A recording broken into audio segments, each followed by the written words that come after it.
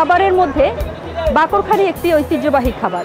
বাকরখানির যে ইতিহাস এবং ঐতিহ্য এর গল্প আজকে আপনাদেরকে জানাবো বা শেয়ার করব। তাহলে আসুন দেখি কিভাবে বাকরখানি তৈরি হচ্ছে।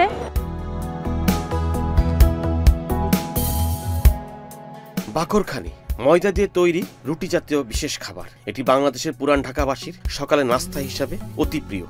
ময়দার খামির থেকে রুটি বানিয়ে তা মচমচে খাস্তা করে ভেজে বাকরখানি তৈরি করা হয়। ছোট বড় বিভিন্ন আকারের বাকরখানি পাওয়া যায় পুরান ঢাকায়। বাকরখানিতে সাধারণত ময়দার সাথে স্বাদবর্ধক আরও কিছু দেওয়া হয়, তবে চিনি দেওয়া বাকরখানি একেবারে বিরল নয়। চট্টগ্রাম অঞ্চলের বাকরখানি রসালো ও সুমিষ্ট। ঢাকার একসময় প্রসিদ্ধ রুটির মধ্যে অন্যতম ছিল বাকরখানি। বাকরখানি এতই প্রসিদ্ধ ছিল যে উপঢৌকন হিসেবে প্রেরিত হতো। এখনো পুরান ঢাকায় কোনো কোনো অঞ্চলে তৈরি হয় বাকরখানি। বাকরখানির উৎপত্তি স্থান হল আফগানিস্তান। আফগানিস্তান ও রাশিয়ার মুসলিম অধ্যুষিত এলাকায় এর প্রচলন এখনো বিদ্যমান। ঢাকায় সর্বপ্রথম বাকরখানির দোকান গড়ে ওঠে লালবাগ কেল্লার কাছে। আঙ্কেল, আপনার সাথে একটু কথা বলি। আপনাদের এই বাকরখানির দোকান কতদিন থেকে? এখানে 40 বছর ধরে। আমার এই দোকান 40 বছর। ও, কি কি দিয়ে বাকরখানি বানানো হয় আঙ্কেল? ময়দা, ডালডা, সয়াবিন তেল, লবণ, পানি। কত ধরনের বাকরখানি বানান আপনারা? আপনি যত ধরনের পাবেন দিবেন বানাইতে তত ধরনের বানিয়ে দিতে পারবেন। আপনারা কি বাইরের অর্ডার নেন? অনেক ধরনের অর্ডার নেন। ও, আপনাদের এই যে এইটা দেখছি, এটা কি বলে? এটাও বাকরখানি বলে নাকি? এটা বাকরখানি, এটা পাতলা বলে, এটাকে পাতলা বলে। আচ্ছা আচ্ছা আচ্ছা, এইটাকেই কি খাস্তা রুটি বলে? এইটা খাস্তা।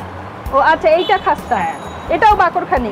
তাহলে আপনাদের ওই মানে দুই রকম বাকরখানি। দুই রকম, এটাও মিষ্টি, আচ্ছা এটাও বাকরখানি। আচ্ছা, এটাও মিষ্টি, মিষ্টি বাকরখানি এটা। আচ্ছা, এই মিষ্টি বাকরখানিটা কি আগে হতো নাকি এটা নতুন? না না, আগের মতো। ও আচ্ছা আচ্ছা। আঙ্কেল, আমি যে বাকরখানি নিতে চাচ্ছি, আমি হ্যাঁ পাতলাটা থেকে হাফ কেজি দিবেন আর ওইটার থেকে হাফ কেজি দিবেন আপনি আমাকে। আঙ্কেল, আমাকে একটা দেন, আমি খেয়ে দেখি।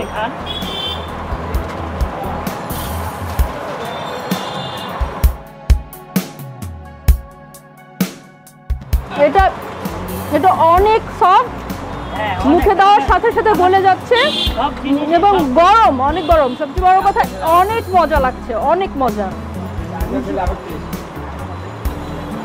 এটা নাকি চা দিয়ে খেতে হয়? চা দিয়ে খেলে তো এটা মনে হচ্ছে যে চায়ের মধ্যে পড়লে ডুবেই যাবে। এটা অনেক মজা।